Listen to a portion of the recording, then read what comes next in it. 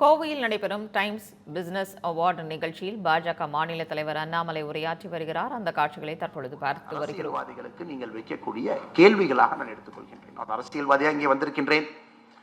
கோவை மாநகரில் உங்களுக்கு சேவை செய்ய வேண்டும் என்கின்ற எண்ணத்தோடு இங்கே வந்திருக்கின்றேன். எல்லா அரசியல் கட்சி நண்பர்களும் ஒருமித்த கருத்தோடு இருக்கின்றோம். தமிழகம் வளர வேண்டும், கோயம்புத்தூர் வளரணும். சித்தாந்தங்கள் அடிப்படை மாற்றங்கள் இருக்கலாங்க, சித்தாந்தத்தில் சின்ன சின்ன டிஃபரன்ஸ் இருக்கலாம்.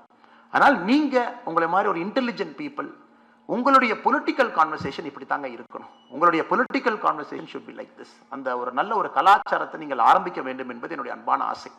ஒரு பேப்பர்ல படிக்கிறோம், நீங்கள் நடத்தக்கூடிய உங்க ஆர்கனைசேஷன்ஸ்ல நடக்கக்கூடிய conversation numbers based political discussion. இவ்வளவு ரெவன்யூ கொடுக்குறோம், இதே நீங்க கேட்கலாம். கோயம்புத்தூர் 34,000 கோடி ரூபாய் கொடுத்துருக்கோம். கோயம்புத்தூருக்கு திரும்ப எவ்வளவு வந்திருக்கு அதுக்குள்ள நான் போக விரும்பலைங்க. 35,000 crore கொடுத்திருக்கக்கூடிய ஒரு ஊருக்கு திரும்ப அரசு எவ்வளவு கொடுத்திருக்காங்க. இதெல்லாம் நீங்கள் பேச வேண்டிய ஆரோக்கியமான அரசியல். எல்லா அரசியல்வாதிகள் நாங்கள் யாராக இருந்தாலும் எந்த கட்சியாக இருந்தாலும் உங்களுக்கு பதில் சொல்ல வேண்டியது எங்களுடைய கடமை மட்டுமல்ல, கட்டாயம். அதனால் இந்த டைம்ஸ் ஆஃப் இந்தியா இந்த மேடையிலிருந்து உங்களுக்கு என்னுடைய அன்பான வேண்டுகோள், கோவை மாநகரம் தமிழகத்துல ஒரு நல்ல ஒரு மாற்றத்திற்கான அரசியல்ல ஒரு முன்னோடி மாநகரமாக இருக்க வேண்டும். குறிப்பாக டெவலப்மெண்ட் ஓரியன்டட் பாலிடிக்ஸை நீங்க கொண்டு வரணும். அரசியல்வாதிகளுக்கு அக்கௌண்டபிலிட்டி நீங்க ஃபிக்ஸ் பண்ணணும்.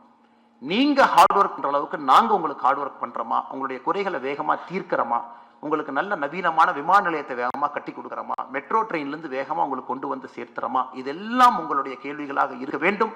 நீங்க நிறைய கேள்விகள் கேட்க வேண்டும். ஆளும் கட்சி, எதிர்கட்சி, ஆளுகின்ற கட்சி யாராக இருந்தாலும் கூட நீங்க கேள்வி கேட்க கேட்க நாங்க உங்களுக்கு அக்கௌண்டபிள் ஆகும். அதையும் இந்த மேடையிலிருந்து உங்களுக்கு சொல்ல வேண்டும் என்பது என்னுடைய அன்பான ஆசை. வந்திருக்கக்கூடிய எல்லோருக்கும் இந்த நேரத்தில் நெஞ்சார்ந்த நன்றிகளை, வாழ்த்துக்களை தெரிவித்துக் கொள்கின்றேன். You all should be super proud of yourself. காரணம், சாதாரண தனி மனிதனாக நிறைய பேர் இங்கிருந்து உழைத்து, சில நண்பர்கள் எனக்கு நல்லா தெரியுங்க, I know some of the people are getting awards today. சாதாரண மனிதனாக இருந்து தட்டு தடுமாறி ஒரு குழந்தை நடப்பதற்கு முன்பு தவழும், தவழ்ந்து நடப்பதற்கு முன்பு கீழே விழும். அது போன்ற நீங்கள்லாம் விழுந்து இங்க இருக்கிறவங்க எல்லாமே டே ஒன் சக்சஸ்ஃபுல் கிடையாது. நிறைய விஷயங்களை பார்த்துருக்கீங்க, அதில் பாதாளத்தை பார்த்துருக்கிறீங்க, லாஸை பார்த்துருக்கீங்க. அதையெல்லாம் தாண்டி எழுந்து நின்று கம்பீரமாக நின்று கொண்டிருக்கிறீர்கள். உங்களுக்கு இந்த மேடை ஒரு அலங்கார மேடையாக இருக்கிறது.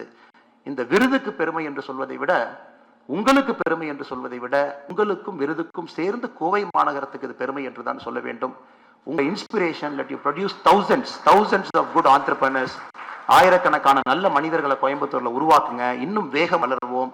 தமிழகத்திற்கு ஒரு முன்மாடி நகரமாக கோயம்புத்தூர் இருக்க வேண்டும். மறுபடியும் டைம்ஸ் ஆஃப் இந்தியா நிறுவனத்திற்கு என்னை அழைத்ததற்கும், எங்க இருக்கக்கூடிய எல்லா மனிதர்களுக்கும் இந்த மேடையிலே ஒரு கௌரவம் கொடுத்து விருது வழங்குவதற்கும் என்னுடைய நெஞ்சார்ந்த நன்றிகளை தெரிவித்துக் கொள்கின்றேன். நன்றி, வணக்கம்.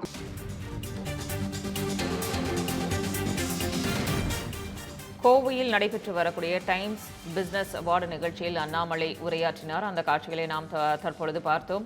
ஒரு ஆரோக்கியமான சூழலை உருவாக்குவதற்கு தினமும் நாளிதழ்களை படிக்க வேண்டும் போன்ற அறிவுரைகளை அவர் வழங்கினார். அவர் பேசியதை பின்வரும் செய்திகளில் விரிவாக பார்க்கலாம்.